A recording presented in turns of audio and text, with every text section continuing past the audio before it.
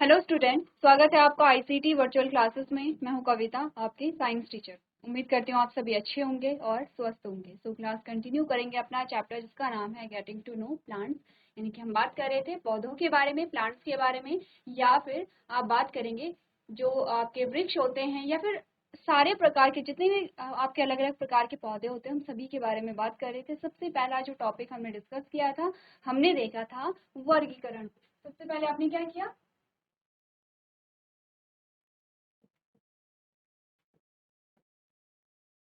वर्गीकरण को आपने पढ़ा, ठीक है। वर्गीकरण में सबसे पहले हमने क्या देखा? हमने कहा कि जो पेड़ पौधे होते हैं, अब देखिए पेड़ और पौधे दो अलग अलग क्या होते हैं, हमने कहा बहुत सारे अंतर इनमें होते हैं, दोनों चीजें क्या है, अलग अलग हैं। इसी प्रकार से हमने अलग अलग कैटेगरी वहां पे देखी थी, अलग अलग प्रकार के आपके पास क्या आए थे यहाँ पर, पेड़ पौधे आए थे, जिन्हें आपने क्या कहा था, किसी को हर्ब्स कहा था, किसी को श्रब कहा था, किसी को आपने ट्री कहा था, किसी को आपने क्लाइंबर कहा था। तो इसी प्रकार से आपके पास अलग अलग यहाँ पे क्या आए थे, पेड़ पौधे आए थे। लेकिन हम बात कर रहे थे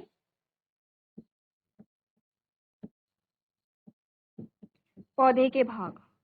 हम देख रहे थे पौधे के भागों के बारे में, और आपने अलग अलग चीजें यहाँ पे देखी। आपने कहा दो भाग होते हैं मेनली। एक को हमने कहा था रूट सिस्टम,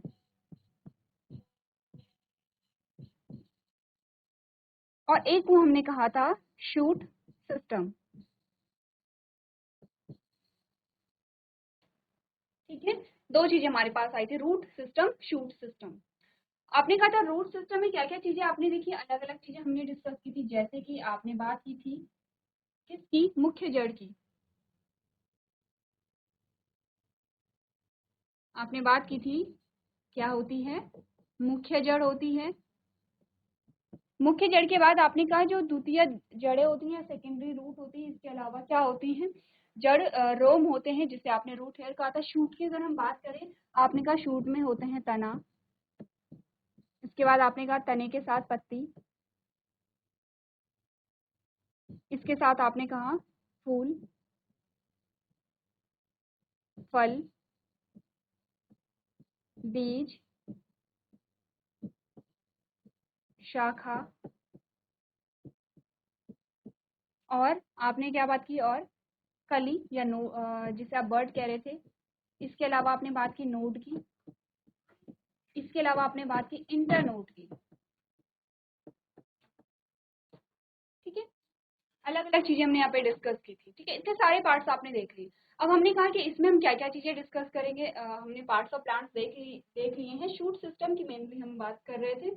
हमने कहा शूट सिस्टम में हमने देखा तने को, और तने में हमने क्या पढ़ा कि तने के क्या क्या कार्य होते हैं, तने के क्या क्या एग्जाम्पल होते हैं, क्योंकि कुछ इस प्रकार के तने भी आपके पास आए थे जो कि क्या होते हैं, मिट्टी के नीचे होते हैं, ठीक है। हमने कहा अब हम बात कर रहे थे पत्ती के विषय में, पत्ती की संरचना आपने देखी थी, और पत्ती के कार्य के बारे में आज हम बात करेंगे, ठीक है। उससे पहले तने के बारे में एक और चीजें थोड़ा सा डिस्कस कर लेंगे। आप कंफ्यूज हो सकते हैं कि जो तना होता है, हमने कहा था जमीन के ऊपर वाला भाग शूट सिस्टम होता है। शूट सिस्टम में हमने तना पढ़ा था, तो क्यों जो मिट्टी के नीचे वाले कुछ कुछ ऐसे भाग होते हैं जिन्हें हम तना कह रहे हैं, उसका क्या रीजन होता है। तो हम थोड़ा सा तने के बारे में यहाँ पर बात कर लेंगे, ठीक है। हम स्टेम के बारे में बात कर रहे थे।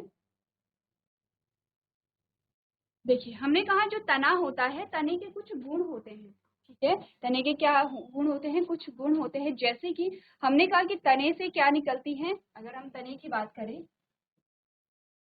हमने तने की बात की, तो हमने कहा जो तना होता है उससे जो बर्ड होती है वो जुड़ी होती है, जिसे आप क्या कहते हैं, कली कहते हैं। एक गुण तो ये है तने का। दूसरा गुण हमने कहा तने में क्या पाई जाती है, नोड पाई जाती है। तो आप ध्यान देखिए, नोड और इंटरनोड किसके कैरेक्टर होते हैं, आपने कहा तने के कैरेक्टर होते हैं।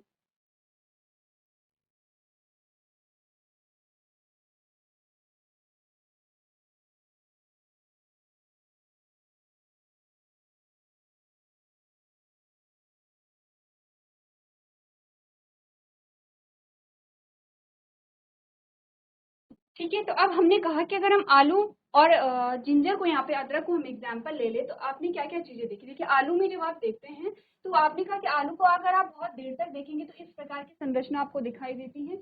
आपने कहा आलू में क्या निकल जाती है, छोटी छोटी बर्ड निकल जाती है, ठीक है।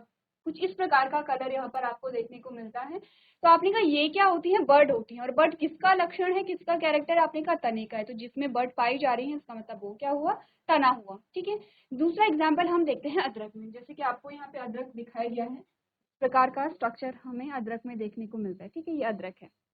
आपने कहा अदरक में इस प्रकार की लाइनिंग आपको देखने को मिलती है।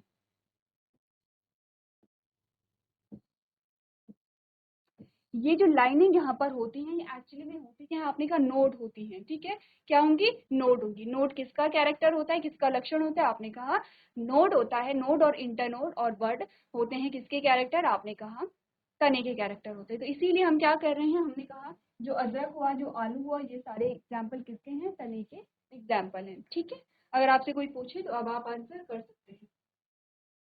अब हम बात कर रहे थे लीफ के बारे में, पत्ती के बारे में हम बात कर रहे थे। तो हमने कहा जो पत्ती होती है यहाँ पर वो क्या होती है, सबसे पहले तो सबसे इम्पोर्टेंट पार्ट होता है किसी भी पौधे का, जो सबसे इम्पोर्टेंट भाग होगा वो होगा पत्ती।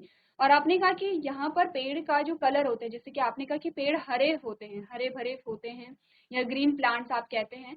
उसका रीजन क्या होता है, आपने कहा क्योंकि पत्ती का कलर ही यहाँ पर क्या होता है, ग्रीन होता है। ठीक है, अब ऐसा नहीं है कि सारी पत्तियां ग्रीन होंगी, ऐसा भी नहीं है। आपने कहा कुछ पत्तियां येलो भी हो सकती हैं, कुछ पत्तियां आपने कहा ग्रीन भी हो सकती हैं। ठीक है, कुछ पत्ती आपने कहा ब्राउन भी हो सकती हैं, कुछ पत्ती आपने कहा रेड भी हो सकती हैं। लेकिन हम मैक्सिमम की अगर बात करें तो मैक्सिमम जो हमारे पास लीफ आती है वो आपकी आती है ग्रीन कलर की, यानी कि हरे रंग की पत्तियां आती हैं। ठीक है, हरे रंग की क्यों होती हैं, क्योंकि इनमें एक वर्णक होता है जिसे आप क्या कहते हैं, हरित लवक कहते हैं,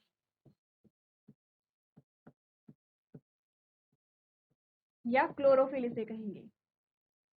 ठीक है, अब आपने कहा जो हरे रंग का कारण होता है वो होता है हरित लवक या क्लोरोफिल। ठीक है, क्लियर है। अब हमने कहा कि कुछ पत्तियां कैसी होती हैं, येलो भी होती हैं, कुछ येलो भी होती हैं, फिर हमने कहा कुछ ब्राउन भी होती हैं, रेड भी होती हैं, अलग अलग कलर की लीफ होती हैं। तो यहाँ पे होता है क्या कि पत्तियों में सिर्फ एक ही रंग नहीं होता है, अलग अलग रंग होते हैं। यहाँ पर डिपेंड करता है कि किस रंग की मात्रा अधिक है। जैसे कि मैंने कहा इस पत्ती में क्लोरोफिल की मात्रा अधिक है, इसीलिए ये कैसी है, यहाँ पर हरे रंग की है। इस पत्ती में क्लोरोफिल है, इसमें भी क्लोरोफिल होगा। देखिए, चाहे आपको पत्ती हरे रंग की दिखाई दे रही है, ब्राउन कलर की आपको दिखाई दे रही है, आपने कहा कि यहाँ पर क्लोरोफिल होगा, लेकिन क्लोरोफिल की मात्रा कम थी। जैसे कि हमने कहा इस पत्ती में क्लोरोफिल की मात्रा कम थी, लेकिन जो पीला कलर था, पीले कलर की मात्रा बहुत अधिक थी, इसीलिए इसका कलर आपको कैसे दिखाई दिया, पीला दिखाई दिया। ठीक है, क्लियर है इतनी बात। अब हमने कहा पत्तियां क्या होती हैं, इंपॉर्टेंट पार्ट होती हैं, क्योंकि हम पत्तियों को क्या कहते हैं, हमने कहा ये किसी भी प्लांट का क्या होती है, किचन होती है, क्योंकि यहीं पर भोजन का निर्माण होता है। ठीक है, अब इसके अलावा हमने पत्तियों के कुछ स्ट्रक्चर के बारे में बात की थी। जैसे कि हमने कहा था पत्तियां, सबसे पहला जो कैरेक्टर है, आपने कहा पत्तियां क्या होती हैं, तने से जुड़ी होती हैं। अगर मैं कहूँ सबसे पहले जो पत्ती है वो क्या होती है, तने से जुड़ी होती है।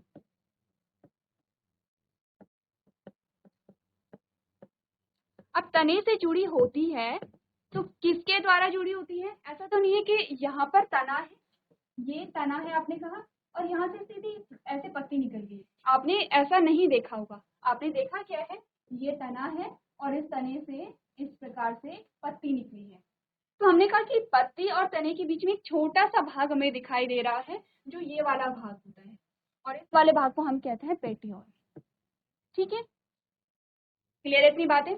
अब हमने कहा पत्ती के अंदर क्या होती है, कुछ धागे की संरचनाएं होती है, कुछ धागे नुमा संरचनाएं होती हैं। जैसे कि जब मैं छोटी थी तो हम क्या करते थे, पत्तियों को निकालते थे और मैं सिर्फ बीच वाला पोर्शन हटा देती थी और ये वाला जो पोर्शन है इसको रहने देती थी, या इस वाले पोर्शन को रहने देती थी। जैसे कि हमने इन्हें क्या कहा है, शिराएं कहा है।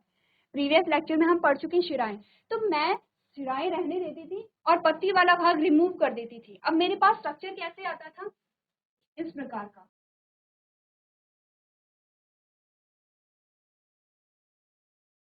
सिर्फ ये वाला स्ट्रक्चर मेरे पास रह जाता था। ठीक है, यानी कि सिर्फ मेरे पास शिराएं रह जा रही हैं और पत्ती वाले भाग को मैंने रिमूव कर दिया है। अब इसका रीजन कुछ नहीं था, मैं सिर्फ ऐसे ही, क्योंकि उसे करने में मजे आते थे।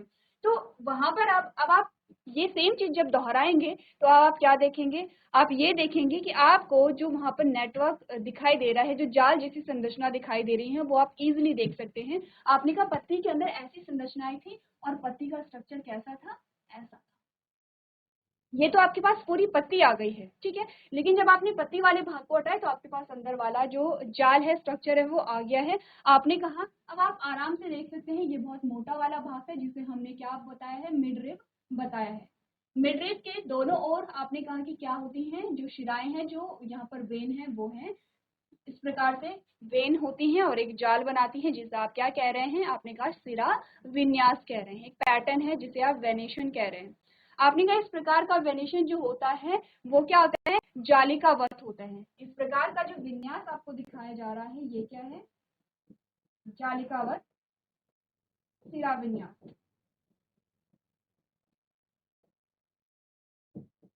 ठीक है। क्लियर है, आगे देखें। दूसरा हमने पैरेलल बोला था, जैसे कि पैरेलल में आपको इस प्रकार का वेनेशन देखने को मिलता है। एग्जांपल हमने कहा था घास हो सकती है, या फिर आपने कहा गेहूं के पत्ते हो सकते हैं। आप इस प्रकार का वेनेशन किसी भी घास में देख सकते हैं, ठीक है।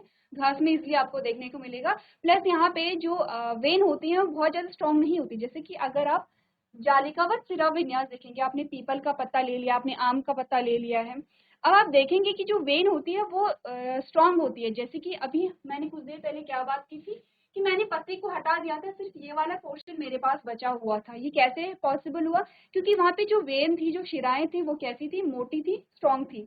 अगर मैं यही चीज इस पत्ती में करना चाहूँ घास के साथ, क्या पॉसिबल है, नहीं, क्योंकि वेन बहुत ज्यादा पतली होती है और ऐसा पॉसिबल नहीं है कि आप वेन से पत्ते को अलग कर सकें, ठीक है। दोनों में डिफरेंस आपको पता चल गया होगा। देखिए ये आपके पास क्या आ जाते हैं, दोनों प्रकार की पत्तियां आ जाती हैं।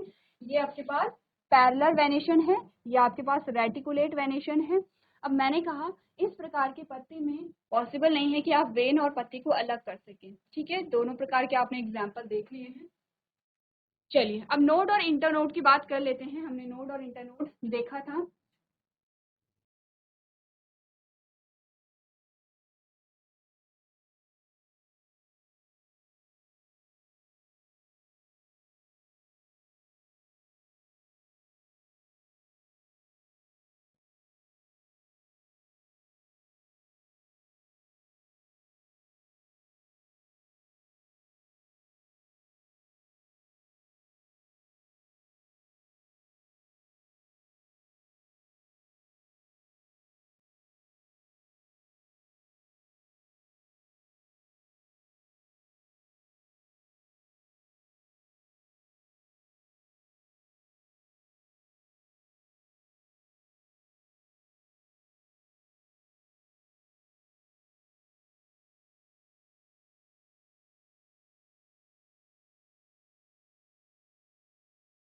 चलिए हमें यहाँ पे बात करनी है लीफ की। तो हमने कहा नोड और इंटरनोड की हम बात कर रहे थे, ठीक है। अब आपको सिंपल सी बात पता है, आपने कहा एक नोड ये है, एक नोड आपका ये है।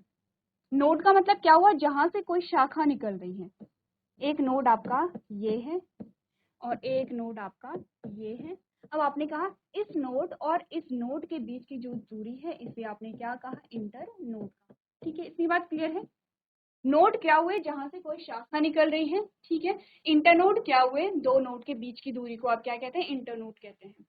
अब आपने पढ़ा जब, तो आपने क्या पढ़ा, आपने कहा प्लेस वेयर द लीफ,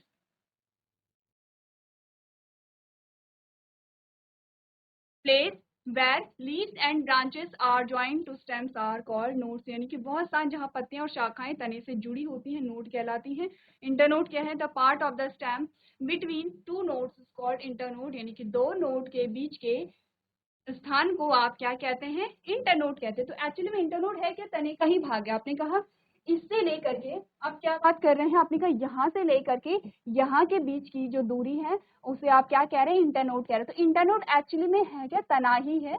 बस वो बता रहा है कि इंटरनोड, ये हमें ये चीज बता रहा है कि यहाँ पर क्या है, दो नोड होंगी, यानी कि एक नोड यहाँ पर होगा, एक नोड यहाँ पर होगा। इस भाग को हम क्या कहेंगे, इंटरनोड कहेंगे, ठीक है। अब जैसे कि मैंने कहा यहाँ पे फूल है और यहाँ पर क्या है, आपने कहा शाखा निकल रही है। मैं ये नहीं कहूंगी ये बीच का वाला भाग जो है इंटरनोड है, क्योंकि यहाँ पर सिर्फ एक नोड यहाँ पर है, आगे आपको कोई नोड नहीं दिखाई दे रहे, ठीक है। क्लियर है। चलिए अब आते हैं इंपॉर्टेंट पार्ट पे, जो है पत्तियों का कार्य। क्या क्या कार्य होते हैं पत्तियों के, आपने कहा सबसे पहला होता है प्रकाश संश्लेषण। प्रकाश संश्लेषण क्या होता है,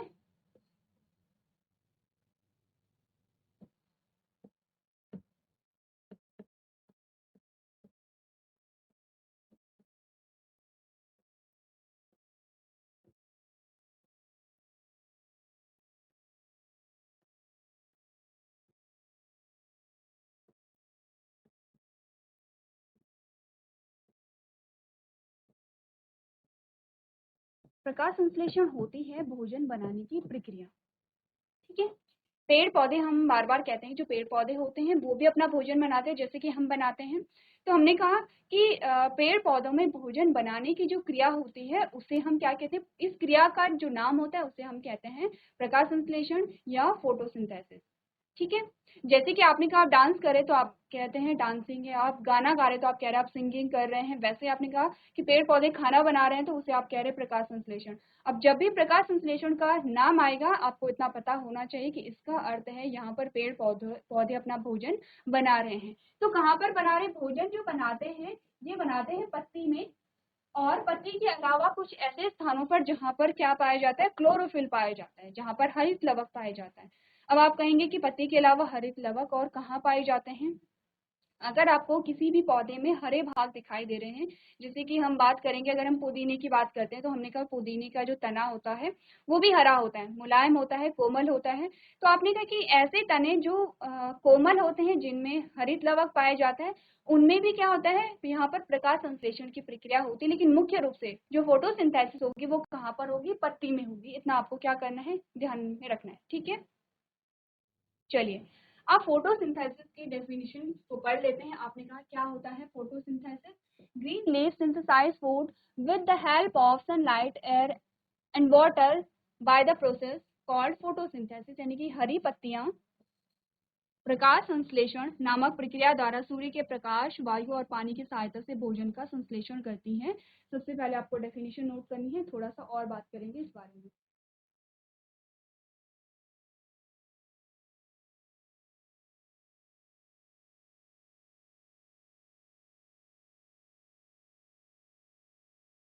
चलिए, तो यहाँ पर अब हम बात करते हैं कि प्रकाश संश्लेषण यानी कि पौधों को भोजन बनाने के लिए किन किन चीजों की आवश्यकता होती है। आपने कहा इन्हें आवश्यकता होती है किसकी, क्लोरोफिल की। किसकी होती है, क्लोरोफिल की, और इसी क्लोरोफिल को हमने क्या कहा था, हरित लवक कहा था।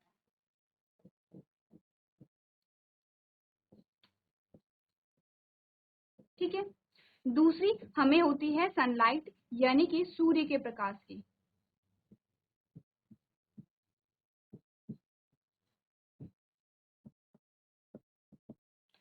तीसरी हमें जरूरत होती है, हमें यानी कि हम प्लांट्स की बात कर रहे हैं, ठीक है, तीसरी प्लांट्स को जरूरत होती है किसकी, जल की।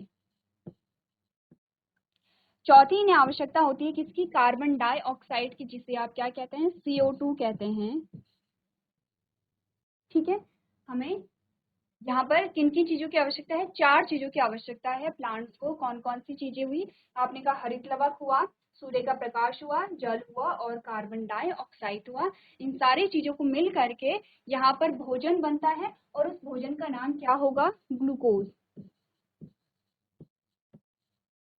ठीक है, इस भोजन का नाम क्या हुआ, ग्लूकोज हुआ, और इसी के साथ यहाँ पर क्या बनी, ऑक्सीजन बनी। ये ऑक्सीजन जिसे आप O2 लिखते हैं, ऑक्सीजन क्या है, यहाँ पर वही गैस है जिसे आप क्या करते हैं, जब आप सांस लेते हैं तो आप इनहेल करते हैं। ठीक है, जब हमने बात की थी कि प्लांट्स के क्या क्या इंपॉर्टेंस होती है हमारी लाइफ में, तब हमने बात की थी कि ऑक्सीजन को आप क्या करते हैं, सांस के रूप में ग्रहण करते हैं, और ये जो ऑक्सीजन आपको मिलती है वो पेड़ पौधों से मिलती है। तो मिल गया आपको ऑक्सीजन, कैसे मिली, जब फोटोसिंथेसिस की क्रिया हुई, फोटोसिंथेसिस के द्वारा जब पेड़ पौधे अपना भोजन बना रहे थे तब वहां पर ऑक्सीजन क्या हो जाती है, रिलीज हो जाती है। ठीक है, इतनी बातें क्लियर है।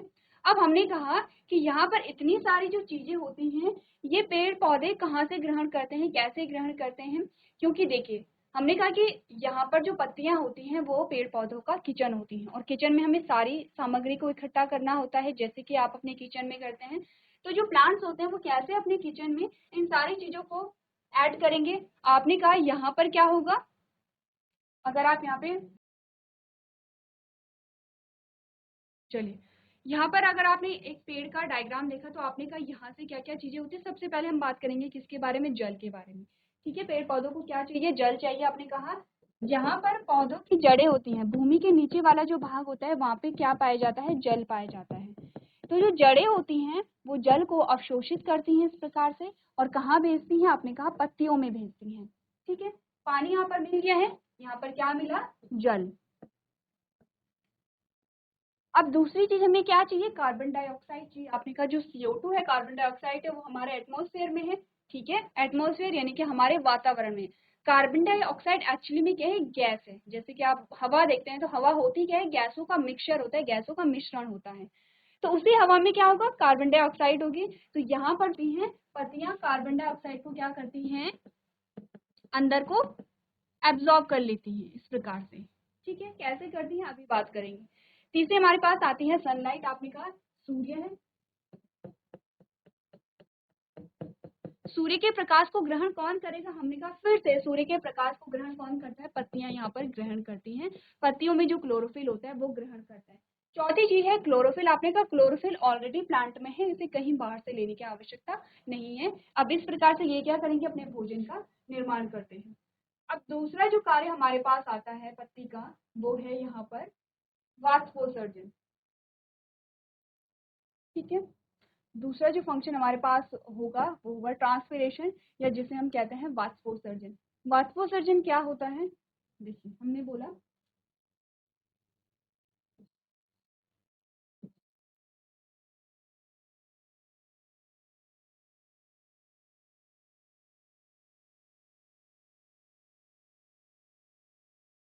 ये पत्ती है, ठीक है, ये पत्ती है।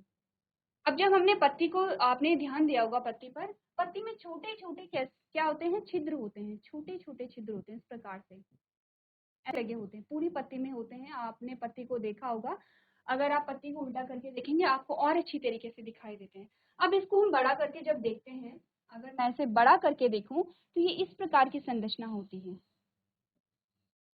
इन्हें क्या कहते हैं हम, रंध्र कहते हैं, या इन्हें हम कहते हैं स्टोमेटा। स्टोमेटा कहते हैं या कहते हैं रंध्र। ठीक है, बहुत सारे रंध्र होते हैं, आप सभी ने देखे होंगे। किसी ने नहीं देखा है तो वो आज ऑब्जर्व कर सकता है। इस प्रकार की संरचनाएं होती है। यहाँ पर आपको बहुत बड़ा करके दिखा रखा है, लेकिन पत्तियों में कैसे होते हैं, छोटी छोटी संरचनाएं होती हैं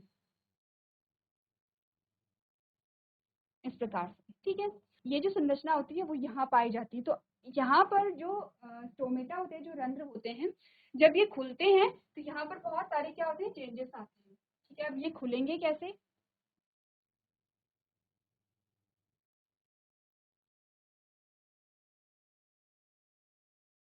देखिए ये ओपन हो गया है, ये कैसा था, क्लोज था, बंद था। अब ये कैसा है, ओपन है, यानी कि खुला हुआ है।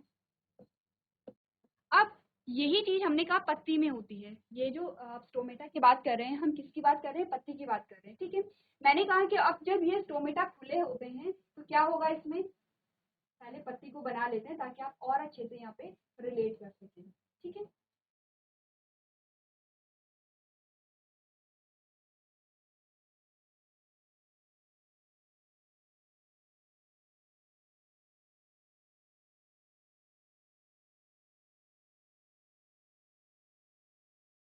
अब आप समझ रहे हैं कि कहाँ पर ये स्टोमेटा पाए जा रहे हैं। मैंने कहा ये पत्ती है, पत्ती के इस साइड में हम देख रहे हैं कि स्टोमेटा है। ठीक है, मैंने यही स्टोमेटा यहाँ पे बहुत सारे स्टोमेटा होंगे, बहुत सारे रंध्र होंगे, लेकिन मैंने एक स्टोमेटा को यहाँ पे क्या कर रखा है, बड़ा करके आपको बता रखा है। अब क्या होगा, मैंने अभी बात की थी कि ये जो पत्तियां होती हैं ये क्या करेंगी, कार्बन डाइऑक्साइड को भी क्या करती हैं, बाहर से अंदर लेती हैं इस प्रकार से। बाहर की जो CO2 थी वो अंदर चली गई। ठीक है, एक चीज तो ये हुई। दूसरा हमने कहा कि यहाँ पर एक और चीज होगी कि जब फोटोसिंथेसिस हो रही थी, प्रकाश संश्लेषण हो रही थी, तो ऑक्सीजन बनी थी। ये ऑक्सीजन फिर बाहर आ जाती है, किसके द्वारा, इसी स्टोमेटा के द्वारा। एक तो ये चीज हुई। ठीक है, इसे ट्रांसपिरेशन नहीं कहते हैं, वाष्पोत्सर्जन इसे नहीं कहते हैं। तो आप पहले ये चीजें समझ लीजिए कि यहाँ पर CO2 अगर प्लांट को चाहिए तो कहाँ से मिलेगी, जो पौधों में के जो पत्ते होते हैं उनमें छोटे छोटे छिद्र होते हैं, उनके द्वारा जो CO2 होती है, कार्बन डाइऑक्साइड होती है, जो गैस होती है वो अंदर जाती है, जो ऑक्सीजन होती है वो अंदर से बाहर आती है, क्योंकि यहीं पे खाना बन रहा है। इसी पत्ती में खाना बन रहा था, इसी पत्ती में फोटोसिंथेसिस की प्रोसेस हो रही थी। ठीक है, और यहीं पे क्या होगा, ऑक्सीजन भी बनेगी, तो ऑक्सीजन यहाँ से बाहर निकल जाती है।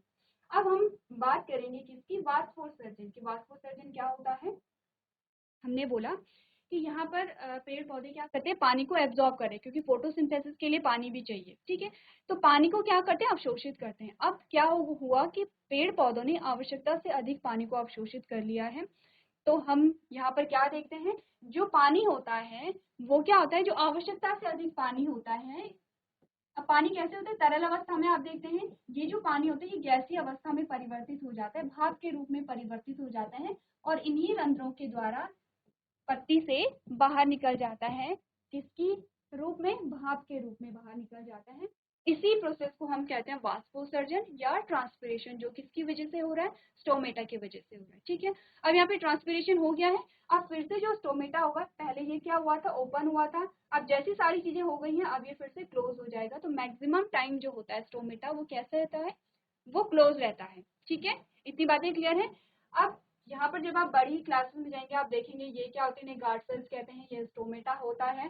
स्टोमेटा ओपन हो रहा है तो कैसे हो रहा है, ठीक है, उसकी कुछ प्रोसेस होती है, तो ये सारी चीजें आप बाद में डिस्कस करेंगे। पहले आप देखिए स्टोमेटा की संरचना होती है वो कैसे होती है, वो ओपन कैसे होता है, क्लोज कैसे होता है।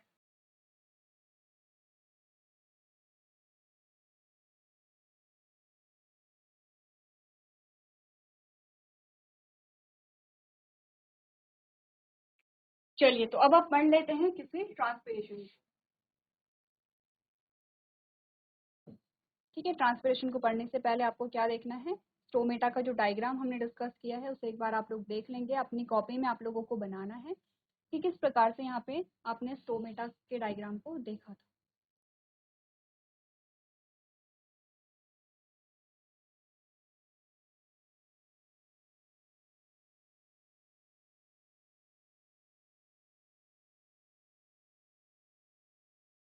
चलिए, ट्रांसपिरेशन में आपको क्या बता रखा है, it is the process of a evaporation of water from the surface of leaf, यानी कि यह पत्तियों की सतह से पानी का वाष्पीकरण है। वाष्पीकरण किसे कहते हैं, वाष्पीकरण जो होता है, सिंपली हमने बोला वाष्पीकरण किसे कहेंगे, अगर मैं वाष्पीकरण की डेफिनेशन आपसे कहूँ, आपने कहा पानी का, पानी को आप कैसे लिखते हैं, H2O लिखते हैं। ठीक है, क्या है ये, जल है, पानी है।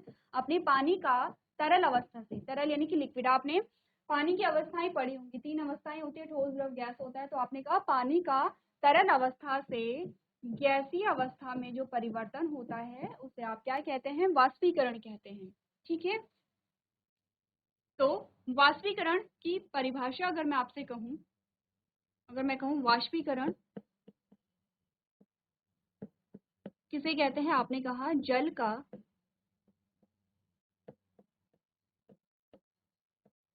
तरल अवस्था से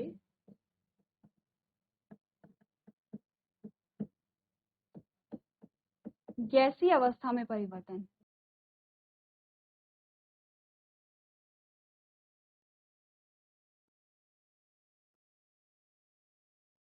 क्या कहलाता है, वाष्पीकरण कहलाता है। ठीक है, इतनी बात क्लियर है। अब आपको बता रखा है यहाँ पे बर्ड के बारे में, कली क्या होती है, कली के बारे में आपको बता रखा है। तो आपने देखा होगा कि जब आपने तने से छोटी सी पत्तीनुमा संरचनाएं जो निकलती हैं उसे आप क्या कहते हैं, बर्ड कहते हैं। जैसे हमने अभी आलू का एग्जाम्पल लिया था, तो आलू में भी कुछ छोटी छोटी क्या निकलती है, लीफ लाइक स्ट्रक्चर निकलते हैं। पढ़ ले आपने कहा, the buds are basically shoot that is in stage of development, it appears as a small projection from the stem. आपने कहा जो कलियां होती हैं वो एक अंकुर है जो विकास के चरण में है, ये तने से छोटे प्रक्षेपण के रूप में दिखाई देते हैं। सिंपली मैंने कहा कि आपको यहाँ पर क्या दिखाई दिया, ये तना है। मैंने कहा यहाँ पे एक छोटी सी पत्तीनुमा संरचना जो निकल सकती है उसे आप क्या कहते हैं, कली कहते हैं या फिर इसे बर्ड कहते हैं। क्लियर है, तो आज हमने बात की यहाँ पर पत्ती के बारे में, पत्ती के कार्य के बारे में। इसी के साथ आपने फोटोसिंथेसिस यानी प्रकाश संश्लेषण को समझा और वाष्पोत्सर्जन यानी कि आपने समझा यहाँ पर इवेपोरे ट्रांसपिरेशन को। ठीक है, ट्रांसपिरेशन के साथ साथ हमने बात की है वाष्पीकरण यानी कि इवेपोरेशन, जो डेफिनेशन आप यहाँ पर नोट कर सकते हैं। तो जो भी चीजें हमने डिस्कस की हैं वो आप लोग घर से रिवाइज करके लेके आएंगे। तो आज के सेशन में हम इतना ही करेंगे। अभी तक क्लास में बने रहने के लिए आपका धन्यवाद।